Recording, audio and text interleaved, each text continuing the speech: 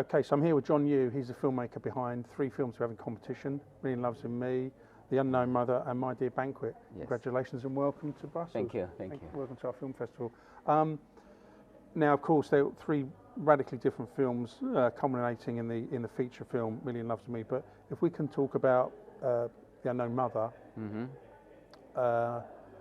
first of all, before we get on to the story or the synopsis, perhaps you can tell us how you managed to bring Suzanne Yam Yam Shaw into the project, massively well-known actress, particularly in the Asian market, and I think you said over 130 films she's been in. Yeah, over 130 films over, in the entertainment industry, and she has been in the industry for over 50 years. Discovered by Bruce Lee, no less. Yes, discovered by legendary Bruce Lee, yeah. Unbelievable. So how did you manage to bring her on board? Because you must be thinking, well, we're never going to get this woman, but how did that happen? Actually, for Suzanne Yam Yam Shaw has been inundated with lots of work. Yeah. And but she's very moved by interesting and touching script. And for the script of The Unknown Mother, I drafted script myself with my co-producer. Yeah. And once the script has been completed, I put forward to the production company, who will do the production for us. And then they will also look for the casting, because it is a short film. They also look for the casting of the lead actress for us, and that we asked her to approach Susan Shaw, who is the most appropriate person to be the lead actress in the short film. Yeah. That's why they put forward the script to her, and then she has been touched and moved by the script, and that's why she agreed to take the leading role in this film. Yeah. It's an amazing performance, and you can read the article that we was lucky enough to have an interview with her, and it does go into her background and how she was discovered and their work ethic. Yeah. There's a long story that she has been discovered by Bruce Lee. Yeah. Oh, it's amazing. Yeah, it's a long story. Because I think he happened to see her sing or something, didn't he? Or saw her in a nightclub. I can't remember. As I say, it's in the magazine, but he obviously. She originally was a nurse. Right. Was a nurse, and then she went with her colleague to a scene which Bruce Lee was shooting in a scene, and that's why Bruce Lee found that she is very pretty at the time, and then discovered her to be the lead actress in his film. Yeah. And that started her an entertainment career. Yeah. And a glittering career. I mean, it's been an astounding career. Yeah. So can you give us a synopsis of the film? Obviously, I've seen it, but for those who haven't seen it, if you could tell us what the story is. The story is about an adopted son by a lady, and then once the son found out that he has been adopted, he had lots of disagreements in the daily lives in their daily lifestyle with his mother, and so there are a lot of arguments. They had been not in good terms with each other.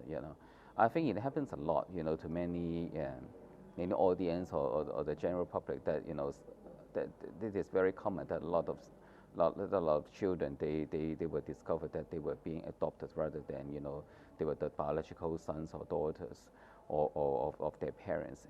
They also, most of them have this issue that some of them they may not agree with that, or they have a lot of resentment to their parents, maybe their way of thinking or their lifestyles and all that. And The Unknown Mother touches upon this issue about adopted son and also mother, about their lifestyles, about her disagreement with her son having a fond of having cheese in his daily lives, and which the mother does not like the smell of the cheese. Yeah, so this that was is quite sort of not comical. Yeah, but it's an amusing little twist in the film. Yeah, in the short film. That actually I just found it. I mean, I'm guessing that was deliberate, of course. Yeah.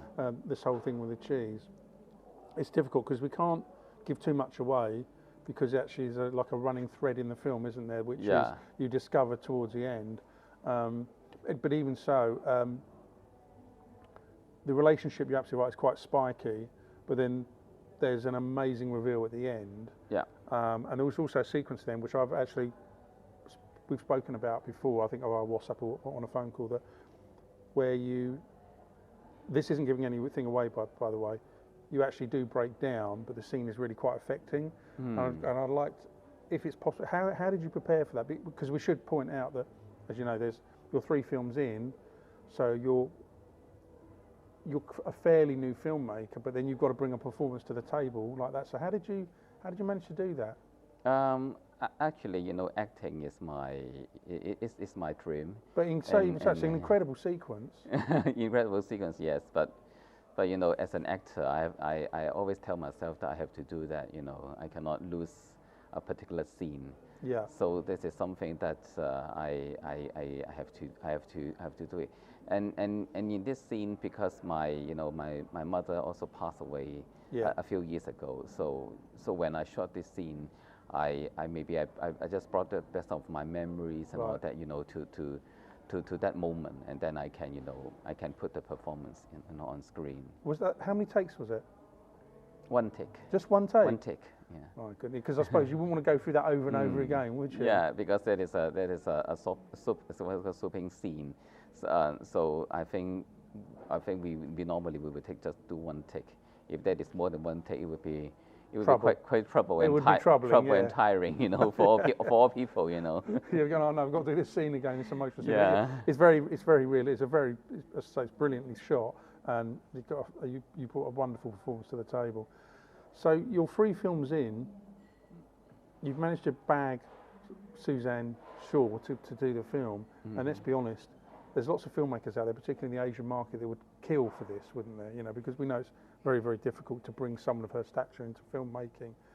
So do you wake up in the morning and think, I don't know what you think. Do you think, how have I done this? Because it's happened quite quickly, hasn't it? Your transition in terms of these 3 films, and already you're kind of making waves in the Asian market in terms of, because the quality of films is first rate, there's no doubt about it.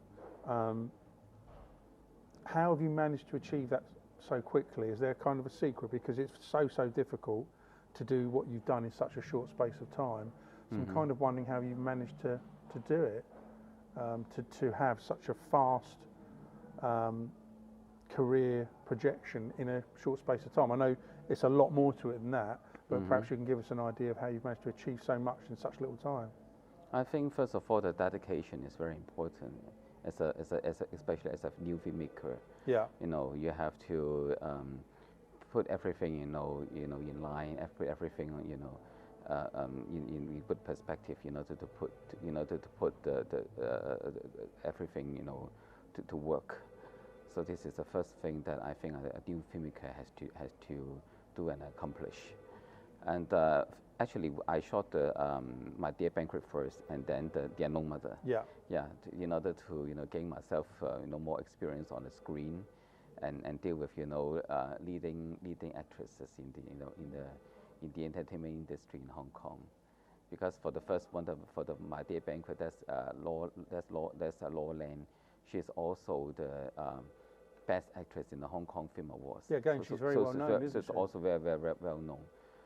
But in terms of of the popularity, I think Susan Shaw is the one who is well known in the Asian market, not only Hong Kong or China, but also Asia, because everybody in Asia, like Singapore or Malaysia, they all know Susan Shaw.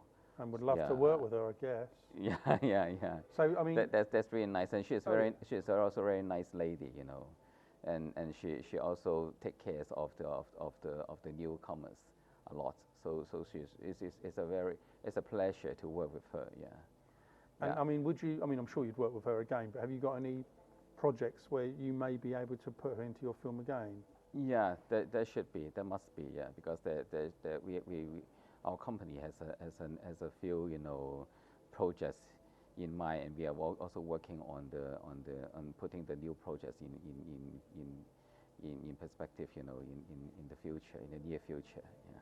And can you tell me? I know we've got the poster, but can you tell me how the birth of your company happened? It's JK Holdings. JK Holdings. JK Holdings. So how did that come about? What was the premise of creating a company for? Because I know we've spoken about this, your profession is a lawyer. This is law, isn't it? Yeah. But how did you, or what came about for this creation to happen?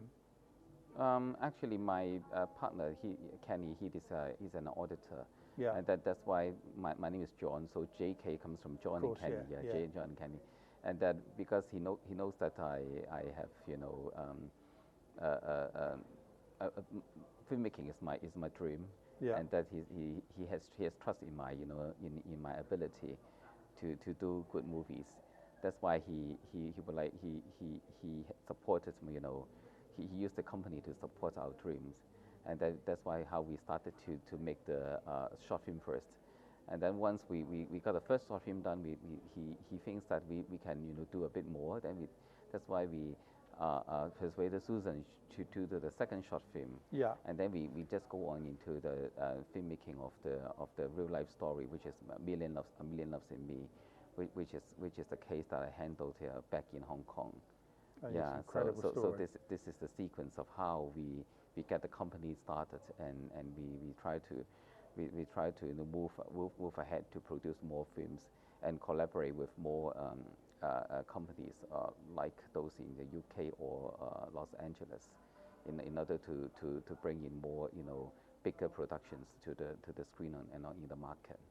Because I think you're based, if you don't mind me saying, you're based between Canada and Hong Kong. Yes. So it'd be interesting to know what the filmmaking situation is like in not in, I know we've spoken about Hong Kong before, but is there something you're trying to do in Canada as well? I'm sure you are, but where is the main focus of your film producing? Is Canada a part of that plan? I think in the near future we will produce a bit more English speaking films.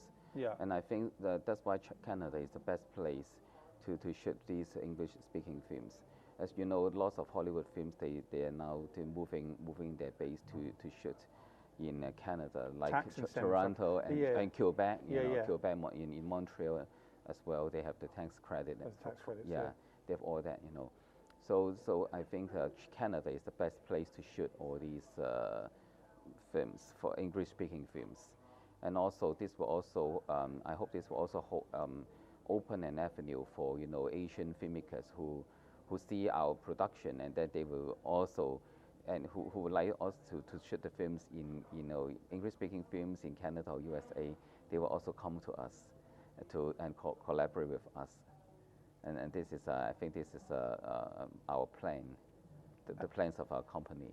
And in terms of tax credits, can you give us an idea of the difference between shooting in LA or Hollywood and shooting in Quebec? Is it a huge difference in terms of? I think it's a huge difference, yeah. Although I haven't shot any films in Quebec, we work with a number of filmmakers, and they shoot the films in Quebec because of all the tax credits and all that they can enjoy shooting the films there. And I think that is a very they have good sceneries in Quebec, in Montreal, and then they have good tax credits. I think this is very convenient for us, which I'm based in Vancouver, but it is quite convenient for us to move over to Quebec to shoot all these to shoot our productions there. I mean, it can make a huge difference to the bottom line, can't it? Yeah. Because I guess at the end of the day, what they're trying to do is encourage filmmakers to come to their territory. Yes, to come to the territory and then shoot the films there. Yeah. And then of course it's I know you have to employ a percentile amount of people locally, don't you? But even so, the idea is to bring in work and to promote Canada, of course, and obviously to bring the shooting there. So can you give us a flavour of what it is you're working on right now, John? I know we've talked about these three, and particularly Unknown Mother, but is there something you're working on at the moment that you're really trying to push? Yes, actually I've finished a script of another feature film, which I hope that will be an English-speaking film. Yeah. And that is the title of the film is called I mean of the script, not the film. It's called I'm Now a Star, and then we are actually negotiating with a few production companies and also investors, and that we hope that we can shoot the film late this year or early next year, and then we hope that this can be released hopefully next year in the cinemas. And you've written a script for this? I wrote the script because I've already submitted the script to LA script competition, and I've got officially selected. Wow. Yeah, and I definitely I know that you also have the unproduced script section. Yeah, we do. Yeah. in Yes, your we film do. festival. Maybe I can also submit it Oh, to the East Europe Please. International Film Festival as well, and see whether I will be selected.